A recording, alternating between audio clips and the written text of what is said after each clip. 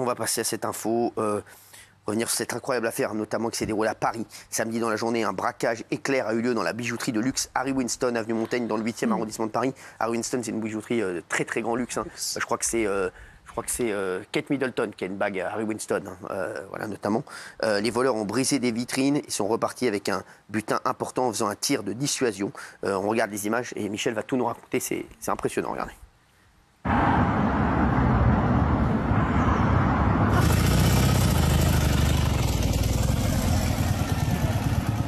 Les gars, braquage en direct. Braquage en direct.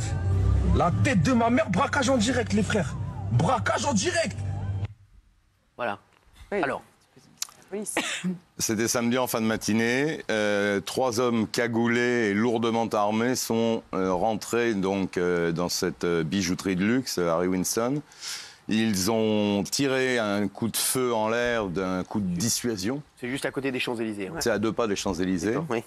Et ils ont fracassé les vitres au fur et à mesure en emportant tout ce qui avait de la valeur. Et tout a de la valeur d'ailleurs. Alors, il faut savoir que chez Harry Winston, les gars, s'ils ont appris, je vous le dis, une dizaine de bagues, ça peut être un butin de plus de 10 à 20 millions d'euros.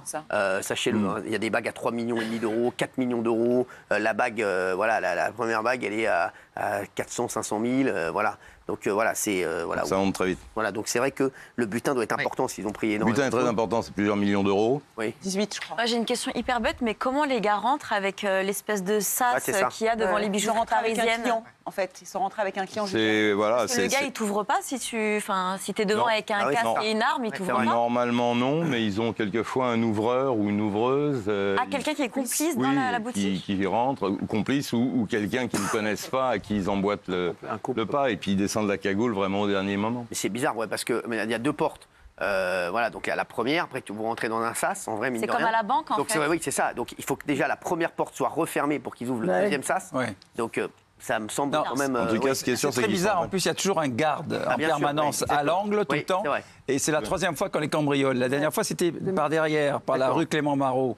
Et là, c'est très curieux. Ils sont rentrés par devant. Ils avaient une arme très lourde, hein, tu le sais. Oui, ils avaient des Non, mais c'est armes. vrai que ce qui est fou, je suis d'accord avec Kelly, le truc, c'est comment ils sont rentrés. Parce que c'est vrai que vous voyez des mecs en casque qui sont dans le sas, ils vont pas rentrer, hein, forcément. Donc même s'ils sont rentrés derrière un client, ça semble quand même curieux, je trouve, parce que c'est vrai que voilà, à un moment, pour qu'ils ouvrent la deuxième porte, il faut qu'ils aient un client seul, à la limite. Voilà. Ou alors le client sous la menace de l'arme et ils sont obligés d'ouvrir. Non, peut-être que le premier client. Non, c'est ça, oui, c'est bizarre parce que c'est. Non, mais c'est curieux. C'est curieux, oui. Oui, il y a aussi le système en ce moment qui se développe de la moto bélier, c'est-à-dire qu'ils arrivent à moto. Mais là, c'est pas le cas. Là, non, mais voilà, là, ils arrivent avec des motos, ils font peur et ils peuvent aussi défoncer les cintres de sécurité. Mais là, ils se sont arrêtés et le personnel a eu le temps de se réfugier dans un bureau. Et ils sont effectivement entrés par l'intérieur, ils ont fracassé 9 vitrines. Voilà, ils ont eu le temps de prendre 9 vitrines. Et le bulletin, effectivement, il monte d'heure en heure. On était à 6 à 10 aujourd'hui. Là, maintenant, on est entre 15 et 20. Voilà, ça monte considérablement. Et la bijouterie dit que chaque pièce étant unique, c'est ça, avec des sertissages de diamants, un nombre de carats qui à chaque fois est à préciser, ça met du temps pour être estimé précisément. Mais pour poursuivre, on a affaire vraiment à des braqueurs chevronnés et déterminés, parce que quand ils s'arrachent de la bijouterie après avoir commis ce vol à main armée, ils sont pris en chasse par une patrouille de police. Et là, ils sont les armes apparentes sur les scooters, c'est des gros scooters, hein, des 500 ou des 600, et ils braquent les flics. Ils braquent les flics qui s'arrêtent. Ils laissent tomber l'affaire parce qu'ils n'ont pas envie d'avoir une histoire de fourgon bis. Donc, et je pense qu'ils ont eu raison parce qu'ils auraient tiré. Il a raison. Ça, c'est incroyable. Il a raison. C'est fou. Vous pensez qu'ils auraient tiré? J'en sais rien, je suis pas dans leur tête, mais en tout cas, quand on braque une voiture de police, je pense que ça s'engage pas bien, quoi.